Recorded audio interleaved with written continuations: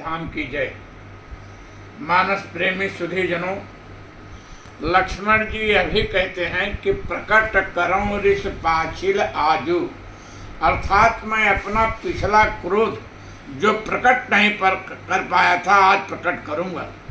यह लक्ष्मण जी का पिछला क्रोध क्या था, इस संबंध में कथा प्राप्त होती है कि जब विष्णु भगवान ने समुद्र में छिपे शंखासुर नामक दैत्य को मारा तो यह कार्य लक्ष्मण की इच्छा के विरुद्ध था।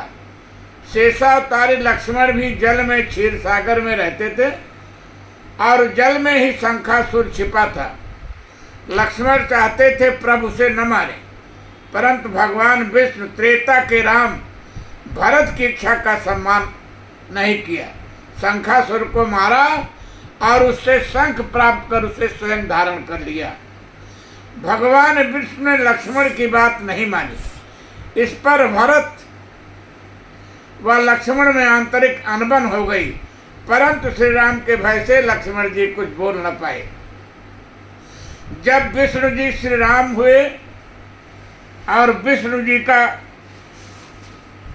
का शंख भरत, चक्र सुदर्शन जी और शेष लक्ष्मण जी हुए तो फिर टोली जब एकत्र हुई तो उस समय की बात आज शेष को लक्ष्मण को स्मरण हुई कि उस समय तो मेरी इच्छा के विरुद्ध विष्णु जी ने शंखासुर को मारकर तुम्हारी इच्छा पूरी कर दिया था, परंतु आज तो श्री राम के विमुख सेना सहित आने पर श्री राम भी तुम्हारी बात नहीं मानेंगे और मैं वो विरुद्ध तुम्हारे रहेंगे। इससे अच्छा संयोग भला और क्या होगा कि मैं अपना पिछला क्रोध तुम पर प्रकट करूं। दूसरी बात, वाल्मीकि रामायण अयोध्या कांड सर्ग 21 में लक्ष्मण जी ने जब कौशल्या जी को अत्यंत दुखी देखा तो श्री राम से कहा था कि आप अयोध्या पर अधिकार करें, मैं धनुष लेकर आपकी रक्षा करूंगा। आपके विरुद्ध यदि अयोध्या का कोई भी खड़ा होगा तो मैं अपने बाणों से अयोध्या को ही मनुष्य से रहित कर दूंगा।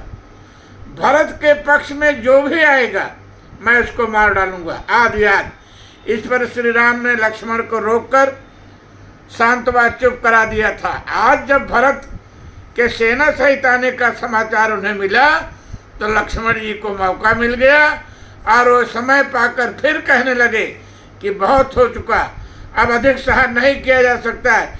इसलिए उस समय तो मैं आपके कहने पर चुप हो गया, आपकी बात मान लिया, परंतु आज भरत को नहीं छोड़ूंगा और प्रकट करऊं ऋष पाछिल आजू।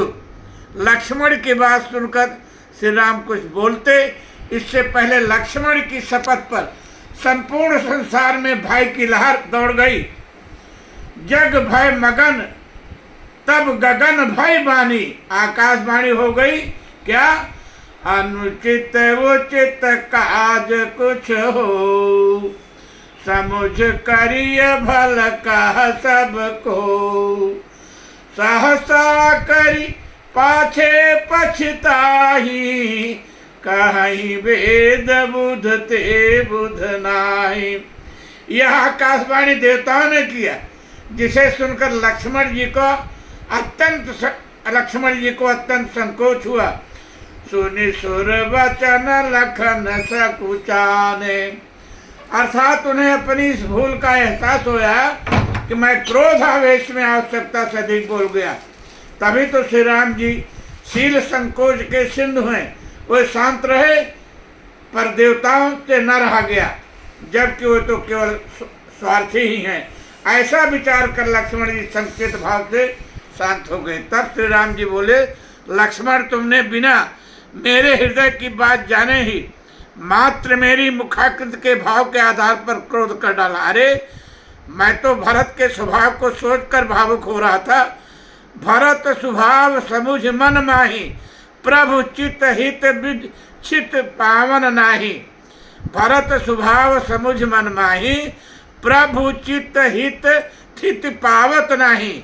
यही नहीं, मैं तो आश्वस्त था कि भरत कहे महु साधु सयाने, परंतु मेरी इस चिंतन को समझ बैठे और व्यर्थ ही क्रोधित उठे। अरे लक्ष्मण, सुनहु लखन भल भरत सरेसा, विधि प्रपंच मह सुना न देसा। भरत हो न राजमद विधि हरिहर पद पाई।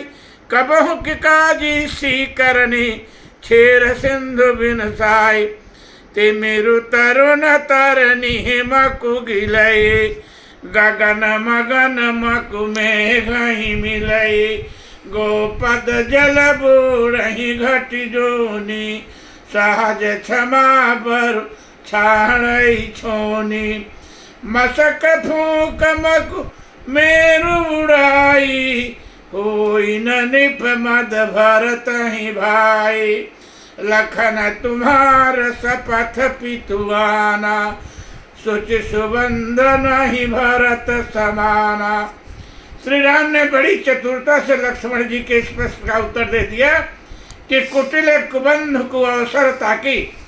लक्ष्मण जी ने भरत जी को कुटिल कुबंध समझा, परंतु श्री राम ने उस समय तो कुछ नहीं कहा, परंतु उपरोक्त प्रसंग में जब राघव ने लक्ष्मण को समझाकर शांत किया तो उसमें श्री राम का यह भाव प्रकट हो गया कि भरत कुटिल कुबंध नहीं है, वह तो सुच सुबंधु है। इसलिए प्रभु ने लक्ष्मण उनकी शपथ व पिता की आन देकर कहा, लखन तुम्हार शपथ पितुआना। सुच सुबंधु नहीं भरत समाना। लक्ष्मण जी से भरत जी की प्रशंसा करते करते राघव भरत के स्नेह में मगन हो गए। कहत भरत गुणशील सुभाव। प्रेम पयोधि मगन रघुराव। श्री राम का भरत के प्रति ऐसा स्नेह देखकर सभी प्रभु की सराहना करने लगे। गोस्वामी जी ने तो यहाँ तक लिख दिया कि भरत का गुणगान कवियों के बस की बात नहीं है, इसे तो केवल प्रभु राम ही जान सकते हैं। कवि कुलय गम भरत गुण गाथा। को जान ही तुम बिन रघुनाथा। बस अब कथाएं विश्राम लेगी। बम भवानी धाम की जय। जय सिया राम।